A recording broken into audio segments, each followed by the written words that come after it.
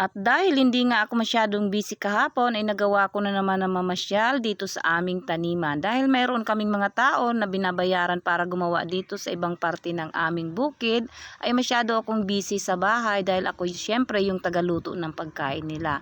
Kaya ngayon ay nagkaroon ako ng oras na ipakita yung aming tanim na sitaw. Nakatuwa lang dahil meron na siyang pailan-ilan na bunga. Ayan, nakita nyo naman, meron na siyang paunti-unting bunga at parami na rin yung kanyang mga bulaklak. Kaya marami-rami na rin siguro ang ma-harvest namin. Mga 1 linggo pa mula ngayon ay magkakaroon na kami ng harvest na ang aming sitaw. So may sasama na namin siya doon sa aming ampalaya at okra. Yung mister ko nga ang taga-video sa akin dyan habang naglilibot-libot kasi sabi niya libutin ko daw yung kanyang mga tanim at magaganda na. Kaya sabi ko gandahan mo rin yung pagbibideo sa akin para mas lalong maganda yung tanim mo. Kaya ayan siya yung taga-video ko.